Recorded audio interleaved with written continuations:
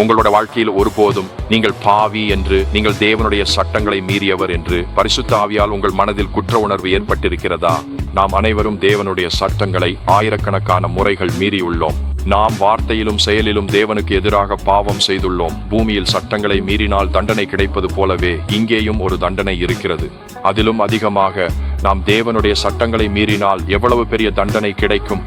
ஆனால் நாம் நித்தியமான தேவனுக்கு எதிராக பாவம் செய்துள்ளதால் அந்த பாவத்தின் தண்டனையும் நித்தியமானதாகும். நாம் பாவத்தில் இறந்தால் பைபிள் நரகம் என்று அழைக்கும் உண்மையான இடத்திற்கு நியாயமாகவும் நீதியாகவும் செல்ல நேரிடும். அங்கே புழு இறக்காது, நெருப்பு அணையாது.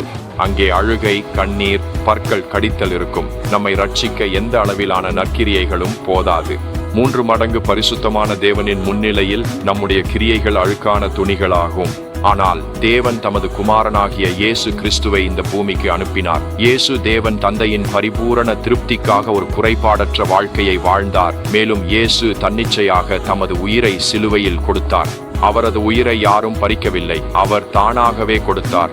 சிலுவையில் இந்த குறைபாடற்ற நபர் தமது குறைபாடற்ற வாழ்க்கையை ஒரு பரிபூரண பலியாக தேவனின் பரிபூரண கோபத்தை முழுமையாக திருப்திப்படுத்தும் வகையில் அர்ப்பணித்தார். அவர் சிலுவையில் இறந்தார். 3 நாட்கள் கழித்து உடலோடு உயிர்த்தெழுந்தார். இதனால் அவர் தாம் சொன்னபடி மனித உருவில் வந்த தேவன் என்பதை நிரூபித்தார்.